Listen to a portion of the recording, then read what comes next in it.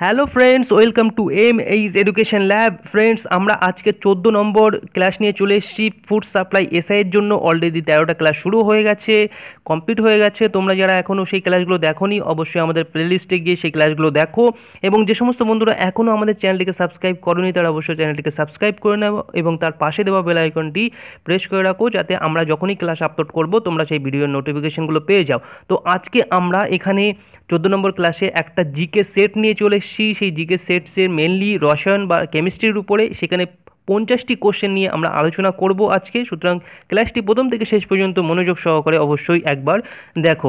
তো দেখো, প্রথমেই যে প্রশ্নটি এখানে আছে সেটি হলো, প্রমাণ চাপে যে নির্দিষ্ট উষ্ণতায় কোনো বিশুদ্ধ তরল পদার্থ কঠিনে পরিণত হয়, সেই নির্দিষ্ট উষ্ণতাকে ওই তরলের কী বলা হয় সেটি জানতে চাওয়া হয়েছে। এখানে 4টি অপশান দেওয়া আছে: গলনাঙ্ক, স্ফুটনাঙ্ক, হিমাঙ্ক এবং ঘনীভবনাঙ্ক। তো এই যে 4টি অপশান আছে তার মধ্যে সঠিক উত্তর হবে অপশান সি, অর্থাৎ হিমাঙ্ক। অর্থাৎ প্রমাণ চাপে যে নির্দিষ্ট উষ্ণতায় কোনো বিশুদ্ধ তরল পদার্থ কঠিনে পরিণত হয়, সেই নির্দিষ্ট উষ্ণতাকে ওই তরলের হিমাঙ্ক বলা হয়। তো এখানে 2 নম্বর প্রশ্ন আমরা চলে আসি, যে পদার্থের বাহ্যিক অবস্থার পরিচয় পদার্থের কোন ধর্ম থেকে জানা যায়। তো এখানে যে অপশানগুলো দেওয়া আছে 4টে অপশানের মধ্যে সঠিক উত্তর হবে অপশান এ, অর্থাৎ ভৌত ধর্ম। তো আমরা জানি পদার্থের মোটামুটি দুটো ধর্ম আছে, ভৌত ধর্ম এবং রসায়ন ধর্ম বা রাসায়নিক ধর্ম। তো রাসায়নিক ধর্ম হলো পদার্থের সে ভিতরের কিছু গুণ, সেই গুণের উপরে ডিপেন্ড করে। আর বাহ্যিক অবস্থা, অর্থাৎ কোনটির রং কেমন, কোনটি কী অবস্থায় আছে, সেটি চোখে যে দেখে বুঝতে পারি আমরা, সেই পদার্থের বাহ্যিক অবস্থা, সেটি আমরা ভৌত ধর্ম থেকে জানতে পারি। তো 3 নম্বর প্রশ্ন এখানে আছে, সেটি হলো, অধাতু কোন গ্যাস উৎপন্ন করে না। এখানে 4টে অপশন দেওয়া আছে: হাইড্রোজেন, অক্সিজেন, নাইট্রোজেন এবং মিথেন। তো এই 4টের মধ্যে একটি গ্যাসকে অধাতু উৎপন্ন করে না, সেটি কি না 2 নম্বর প্রশ্ন, অর্থাৎ 3 নম্বর প্রশ্নের সঠিক উত্তর হবে অপশান এ, অধাতু হাইড্রোজেন গ্যাস উৎপন্ন করে না। অর্থাৎ এখানে অপশান এ হবে সঠিক উত্তর। পদার্থের কটি অবস্থা আছে, এখানে 4টে অপশান দেওয়া আছে। তো সঠিক উত্তর হবে 4এর দাগের অপশান সি, অর্থাৎ পদার্থের 3টে অবস্থা আছে। তো বর্তমানে এই পদার্থের আরও একটি অবস্থা বর্তমান আছে বা আবিষ্কার করা হয়েছে, যেটা প্লাজমা কন্ডিশন বলা হয়। তো সেটাকে এখানে কনসিডার করা হচ্ছে না, ধরা হচ্ছে না। সাধারণত যে পদার্থের 3টে অবস্থা, অর্থাৎ কঠিন, তরল এবং গ্যাসীয়, সেটিকেই এখানে ধরা হচ্ছে। তো দেখো 5এর দাগের প্রশ্ন, যে হাইড্রোজেন ক্লোরাইড কী ধরনের পদার্থ। 5এর দাগের প্রশ্নের যে এখানে অপশানগুলো দেওয়া আছে, তো সঠিক উত্তর হবে 5এর অপশান এ, অর্থাৎ তাপ মোচী পদার্থ, অর্থাৎ এটি তাপ মোচন করে। 6এর দাগের প্রশ্ন, কঠিন পদার্থে দ্রাব্যতা কটি বিষয়ের উপরে নির্ভর করে। এখানে যে অপশানগুলো দেওয়া আছে তোমরা দেখতে পাচ্ছ, যে 1টি, 2টি, 3টি এবং 4টি। তো 6এর দাগের যে প্রশ্ন, সেটি সঠিক উত্তর হবে অপশান সি, অর্থাৎ 3টে বিষয়ের উপরে নির্ভর করে। 7এর দাগের প্রশ্ন হলো, দ্রাব্যতার কোনো একক নেই, তার কারণ এটি 2টি ওজনের যোগফল, গুণফল, বিয়োগফল এবং অনুপাত, এই 4টে অপশান দেওয়া আছে। তো এটির সঠিক উত্তর হবে অপশান ডি, অর্থাৎ অনুপাত। আমরা জানি যখন কোনো পদার্থের যে একক সেটি অন্য কোনো দুটো এককের অনুপাত আকারে প্রকাশ করা হয়, তখন তার কোনো একক থাকে না। আমরা আগেও দেখেছি যে আপেক্ষিক গুরুত্ব বা আপেক্ষিক তাপ, এই জাতীয় পদার্থের একক থাকে না, কারণ তাদের যে অনুপাত সেটি অন্য দুটি পদার্থের বা অন্য দুটি এককের অনুপাতের, সেই এককের অনুপাত আকারে প্রকাশ করা হয়, তাই এদের কোনো অনুপাত থাকে না। তো দেখো 8এর দাগের প্রশ্নে একটা ইকুয়েশন বা একটা ক্যালকুলেশন দেওয়া আছে। এই ক্যালকুলেশনের অঙ্ক মাঝে মাঝে দিয়ে থাকে কেমিস্ট্রি থেকে, তো সেটি আমরা ছেড়ে দেবো না, সেটা আমরা অবশ্যই একবার করে দেখে যাব। তো এখানে যে প্রশ্নটি আছে সেটি হলো, 20 ডিগ্রি সেন্টিগ্রেড উষ্ণতায় 8.5 গ্রাম NaCl 25 গ্রাম জলে দ্রবীভূত হয়ে সম্পৃক্ত দ্রবণ উৎপন্ন করে। এখন জানতে চাওয়া হয়েছে ওই উষ্ণতায় NaCl এর দ্রাব্যতা কত, আমাদের দ্রাব্যতা বার করতে হবে। তো এখানে যে অপশানগুলো দেওয়া আছে সম্পূর্ণই ভুল, এটা একটা প্রিন্টিং মিস্টেক হয়ে গেছে। তো এটির যে সঠিক উত্তর হবে বা কীভাবে হবে সেটা তোমরা স্ক্রিনে দেখতে পাচ্ছ। দেখো এখানে দেওয়া আছে 8এর দাগের, যে 20 ডিগ্রি সেন্টিগ্রেড উষ্ণতায় 25 গ্রাম জলে NaCl দ্রবীভূত হয়ে সম্পৃক্ত দ্রবণ উৎপন্ন করে। ওকে, এটা দেওয়া আছে। তো 20 ডিগ্রি সেন্টিগ্রেড উষ্ণতায় 100 গ্রাম জলে কত গ্রাম NaCl দ্রবীভূত হবে সেটি আমরা বার করলাম এখান থেকে। দেখো 8.5 ইন্টু 100/25, তো এখান থেকে বার হয়ে যাচ্ছে 34 গ্রাম, অর্থাৎ সঠিক উত্তর হবে 34। তো আমরা জেনে নিলাম 8 দাগের প্রশ্নের সঠিক উত্তর। এখন 9 দাগের প্রশ্ন, সেটি আরও একটি ক্যালকুলেশন বেসড প্রবলেম। সেটি দেখো কি আছে, যে 50 ডিগ্রি সেন্টিগ্রেড উষ্ণতায় KNO3-র দ্রাব্যতা 85, ওই উষ্ণতায় KNO3-র 100 গ্রাম সম্পৃক্ত দ্রবণের বাষ্পীভূত করলে কত গ্রাম KNO3 পাওয়া যাবে। তো এটিরও ক্যালকুলেশন তোমরা দেখতে পাচ্ছ যে 50 ডিগ্রি সেন্টিগ্রেড উষ্ণতায় KNO3-র দ্রাব্যতা 85, অর্থাৎ ওই উষ্ণতায় 100 গ্রাম জলে 85 গ্রাম KNO3 দ্রবীভূত আছে। সেটি একদম সহজতে আমরা বুঝলাম। এখন দ্রবণের ওজন কত না, 100 গ্রাম তো পেলাম জল, আর 85 পেলাম আমরা KNO3, তো টোটাল 185 অর্থাৎ 185 গ্রাম দ্রবণ। এখন এই 50 ডিগ্রি সেন্টিগ্রেড উষ্ণতায় 185 গ্রাম সম্পৃক্ত দ্রবণে KNO3 কত আছে, 85 গ্রাম। এখান থেকে আমরা বার করতে পারলাম যে সঠিক উত্তরটি হবে, ইকুয়েশন থেকে বার করতে পারলাম যে 45.94 গ্রাম, অর্থাৎ অপশান যেখানে দেওয়া আছে অপশান A 45.94 গ্রাম হবে সঠিক উত্তর। অক্সিজেন কি উৎপাদক, অর্থাৎ অক্সিজেন থেকে কি উৎপন্ন করা হয়? এখানে যে 4টে অপশান দেওয়া আছে তার মধ্যে সঠিক উত্তর হবে অপশান A, অর্থাৎ অ্যাসিড উৎপন্ন করতে সাহায্য করা হয়।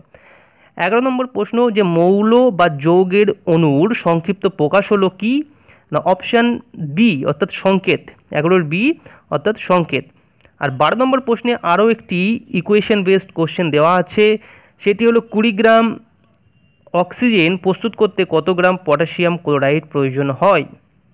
তো এখান থেকে আমরা একটা দেখো এখানে একটা ইকুয়েশন দেওয়া আছে, অক্সিজেন কীভাবে তৈরি হয় তার একটা ইকুয়েশান, এবং সেই ইকুয়েশনে বিভিন্ন ভ্যালু পুট করে তোমরা দেখতে পাচ্ছ একটা মান বেরিয়েছে, যেটি হলো অপশান ডি অর্থাৎ 51.04 গ্রাম। ওকে, তো 13 নম্বর প্রশ্ন দেখো, ক্যালসিয়াম কার্বনেটের শতকরা পরিমাণ কত? তো এখানেও একটা ইকুয়েশন দেখো, এখানে যে ক্যালসিয়াম কার্বনেট CaCO3, তো টোটাল যে ভ্যালুগুলো আমরা আণবিক গুরুত্ব এখানে বার করব। আণবিক গুরুত্ব বার করলে দেখা যাবে যে ক্যালসিয়ামের এখানে আছে 40, কার্বনের 12 আর অক্সিজেনের 16, তাহলে টোটাল যে ক্যালসিয়াম কার্বনেটের আণবিক গুরুত্ব হচ্ছে 100। এই 100 গ্রাম বা 100 আণবিক গুরুত্ব সম্পূর্ণ ক্যালসিয়াম কার্বনেটের মধ্যে ক্যালসিয়াম কত আছে 40, তাহলে এর শতকরা পার্সেন্টেজ বা শতকরা কত হবে না 40 হবে, অর্থাৎ 40%, অর্থাৎ অপশান এ হবে সঠিক উত্তর 40%, যেটা তোমরা ইকুয়েশন থেকে বুঝতে পারছো। এই ইকুয়েশনগুলো তোমরা অবশ্যই একবার দেখে যাবে। তো 14 নম্বর প্রশ্ন হলো, ফেরিক ফসফেটের সংকেত কি? এটির সংকেত হলো দেখো অপশান সি অর্থাৎ FePO4। 15 নম্বর প্রশ্ন হলো, তড়িৎ বিশ্লেষণ প্রক্রিয়ায় কোনো পরিবাহী বস্তুর উপর অপর কোনো ধাতুর প্রলেপ দেওয়াকে কি বলা হয়? তাহলে এটির উত্তর হবে 15 A অর্থাৎ তড়িৎ লেপন বলা হয়। 16 নম্বর প্রশ্ন, লোহার দ্রব্যে টিনের প্রলেপ দেওয়ার জন্য ক্যাথোড রূপে কি ব্যবহার করা হয়? এটির সঠিক উত্তর হবে অপশান বি অর্থাৎ লোহা ব্যবহার করা হয়। 17 নম্বর প্রশ্ন, অ্যাসিড নীল লিটমাস দ্রবণকে কি রঙে পরিবর্তন করে? সেটির সঠিক উত্তর হবে 17 দাগের অপশান এ অর্থাৎ লাল রঙে পরিণত করে। অর্থাৎ অ্যাসিডে যদি আমি নীল লিটমাস কি করবে, সেই নীল লিটমাসকে লাল রঙে পরিণত করবে। আর দেখো 18 নম্বর প্রশ্ন হলো, অ্যাসিড কার্বনেট থেকে কোন গ্যাস নির্গত হয়? 18 নম্বর প্রশ্নের সঠিক উত্তর হবে option B, carbon die oxide gas নির্গত হয়। তো আমরা পরবর্তী প্রশ্নগুলো জানবো। তো তার আগে বলে রাখি অবশ্যই যে আমাদের চ্যানেলে প্রচুর ভালো ভালো ভিডিও আছে, যারা প্রথম ভিজিট করছো তো অবশ্যই তোমরা সেই ভিডিওগুলো প্রথম থেকে শেষ পর্যন্ত দেখবে, কারণ সেখানে প্রচুর লেন্দি ভিডিও আছে যার মাধ্যমে তোমাদের কনসেপ্ট ক্লিয়ার হয়ে যাবে। এবং যারা চাও আমাদের নোটসগুলো রিভিউগুলো দেখতে, তাহলে অবশ্যই ভিডিওগুলো একবার করে দেখে নেবে, তোমাদেরই উপকার হবে। তো দেখো 19 নম্বর প্রশ্ন যেটি আছে, যে ফেনফথেলিন যুক্ত জলীয় দ্রবণকে বিলীয়মান রং বলে? তাহলে ফেলোকথিন যুক্ত একটা শূন্যস্থান দেওয়া আছে, সেই কিসের জলীয় দ্রবণকে বিলীয়মান রং বলা হয় সেটি জানতে চাওয়া হয়েছে। তো 19-এর দাগের সঠিক উত্তর হবে ডি, অর্থাৎ ফেনোকথিলিন যুক্ত অ্যামোনিয়াম হাইড্রক্সাইড। অ্যামোনিয়াম হাইড্রক্সাইড, সেই অ্যামোনিয়াম হাইড্রক্সাইডের জলীয় দ্রবণকে বিলীয়মান রং বলা হয়। 20 প্রশ্ন, অক্সিজেন যুক্ত হওয়াকে কি বলে? 20 দাগের প্রশ্নের সঠিক উত্তর কি হবে? না অপশান এ, অর্থাৎ অক্সিজেন যুক্ত হওয়াকে জারণ বলে। তো জারণ, বিজারণ, জারক, বিজারক এগুলো কি তোমাদের অবশ্যই জানতে হবে। আর আমি একটা কিছুদিন পরে একটা ভিডিওর মাধ্যমে তোমাদেরকে বলে দেবো যে ফিজিক্স, কেমিস্ট্রি বা বায়োলজি মাধ্যমিক মানের যে প্রশ্নগুলো আসবে সেখান থেকে কোন বই পড়লে তোমরা একেবারে এই সমস্ত পরীক্ষায় 80%-এর কাছাকাছি কমন পেয়ে যেতে পারো। তো সেই বইয়ের একটা রিভিউ আমি তোমাদেরকে দিয়ে দেবো। অবশ্যই তোমরা ভিডিওগুলোকে পরপর দেখবে, তাহলে জানতে পারবে সব কিছুই। আমরা এই ফুড সাপ্লাই এসের ক্লাসের দায়িত্ব আমরা নিয়েছি যখন, আমরা সমস্ত ক্লাসগুলোই কমপ্লিট করে দেবো। সুতরাং তোমরা প্রচুর পরিমাণে এই ভিডিওগুলোকে শেয়ার করবে নিজেদের ফ্রেন্ড সার্কেলে, বিভিন্ন যে গ্রুপগুলো আছে সেখানে, এবং তাদেরকে আমাদের এই ক্লাসগুলো রিকমেন্ড করবে অবশ্যই। তাহলে আমরা আরও ভালো ভালো ভিডিও এনে টোটাল সিলেবাস কমপ্লিট করে দিতে পারবো। তো দেখো 21 নম্বর প্রশ্ন কি আছে, ওজোন কী ধরনের দ্রব্য? তাহলে যে O3 বা ওজোন সেটি কি হবে? না 21-এর এ, অর্থাৎ জারক এটি। 22-এর দাগের প্রশ্ন, যে পরীক্ষাগারে অক্সিজেন প্রস্তুতিতে KMnO3 কি হিসাবে ব্যবহার করা হয়? তাহলে 22-এর দাগের প্রশ্নের সঠিক উত্তর হবে কি? না অপশান সি, অর্থাৎ পরীক্ষাগারে যখন আমরা অক্সিজেন প্রস্তুত করব MnO2 সেখানে অনুঘটক হিসেবে কাজ করবে। তাহলে 23-এর দাগের প্রশ্ন আমরা চলে আসছি, হাইড্রোজেনের পারমাণবিক গুরুত্ব কত? তো 23-এর দাগের প্রশ্নের যে সঠিক উত্তর সেটি হবে অপশান, এখানে যে অপশানগুলো দেওয়া আছে তার মধ্যে অপশান বি, অর্থাৎ 1.008, এটি হবে সঠিক উত্তর। আর 24-এর দাগের প্রশ্ন হলো, নিম্নের কোন ধাতুর অন্তর্ধিতি ক্ষমতা আছে? 24-এর দাগের প্রশ্নের সঠিক উত্তর হবে অপশান এ, লোহা। 25-এর দাগের প্রশ্ন, অ্যামোনিয়ার আণবিক গুরুত্ব কত? অ্যামোনিয়ার আণবিক গুরুত্ব এখানে 4টে অপশান দেওয়া আছে, 15, 16, 17, 10। আর সঠিক উত্তর হবে অপশান সি, অর্থাৎ 25-এর দাগের সঠিক উত্তর হলো অপশান সি, অ্যামোনিয়ার আণবিক গুরুত্ব 17, অর্থাৎ 17। তারপরে দেখো 26-এর দাগের প্রশ্ন, যে অ্যামোনিয়ায় কোন জলীয় দ্রবণকে লাইকার অ্যামোনিয়া বলা হয়? অ্যামোনিয়ার কোন জলীয় দ্রবণকে লাইকার অ্যামোনিয়া বলা হয়? এখানে 4টে অপশান দেখতে পাচ্ছ, তাহলে এই 4টে অপশানের মধ্যে সঠিক উত্তর হবে অপশান এ, অর্থাৎ গাঢ় সম্পৃক্ত।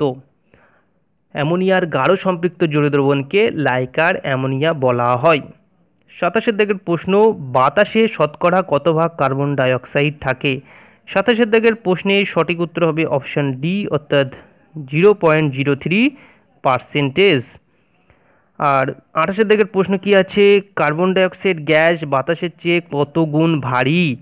28-এর দাগের প্রশ্নের সঠিক উত্তর হবে অপশান বি, অর্থাৎ 1.5 গুণ ভারী। এটি হবে 1.5 গুণ ভারী। তো আমরা মোটামুটি 28টা প্রশ্ন জানলাম। এখন 29 নম্বর প্রশ্নে চলে আসছি, যে হাইড্রোজেনের পারমাণবিক ব্যাস কত?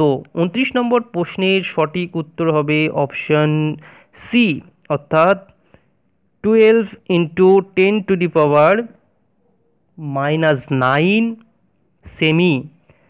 30-এর দাগের প্রশ্ন, ডাল্টন তত্ত্বের সংশোধনের সঙ্গে কিসের আবিষ্কার যুক্ত? এই 30-এর দাগের সঠিক উত্তর হবে অপশান এ, অর্থাৎ ডাল্টন তত্ত্বের সংশোধনের সঙ্গে আইসোটোপ আবিষ্কার যুক্ত। 31, কি কারণে পারমাণবিক গুরুত্বের কোনো একক নেই? সেই একই প্রশ্ন আরেকবার পেলাম, এটির সঠিক উত্তর হবে অপশান এ, অর্থাৎ অনুপাত।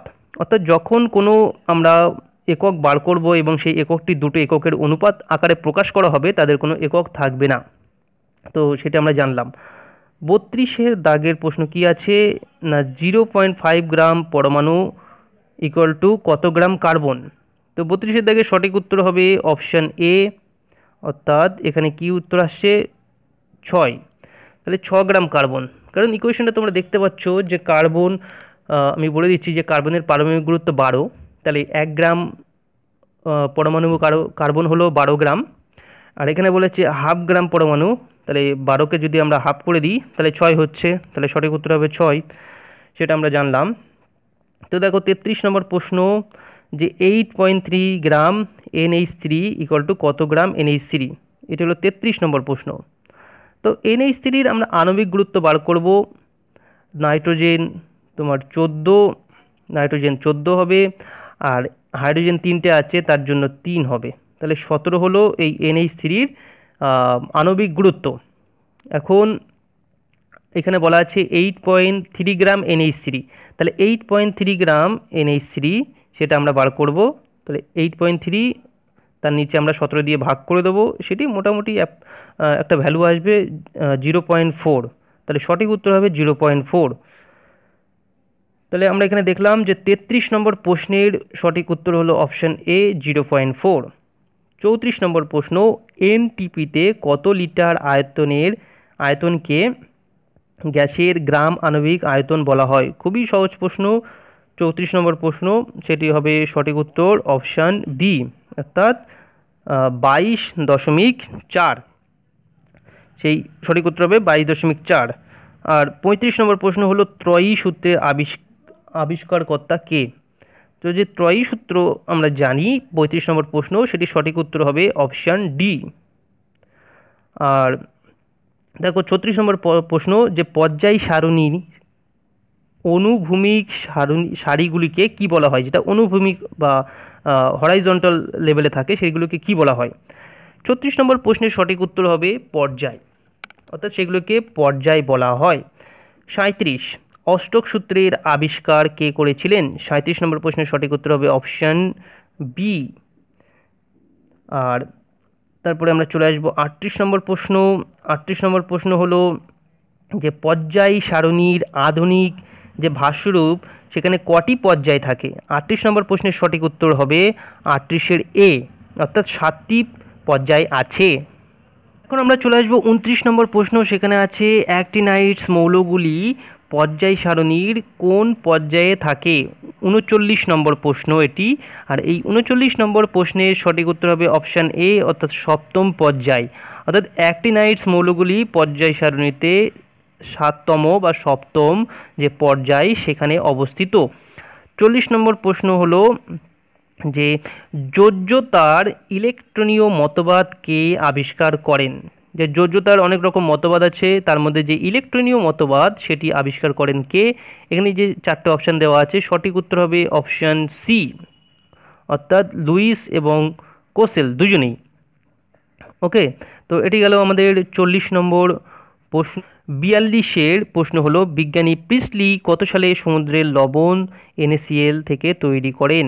তাহলে বিজ্ঞানী প্রিস্টলি কত সালে সমুদ্রের লবণ NaCl থেকে তৈরি করেন? এখানে 4টে অপশান দেওয়া আছে। 42-এর দাগের প্রশ্ন, সেখানে সঠিক উত্তর হবে অপশান বি, অর্থাৎ বিজ্ঞানী প্রিস্টলি 1772 সালে এটি তৈরি করেছিলেন।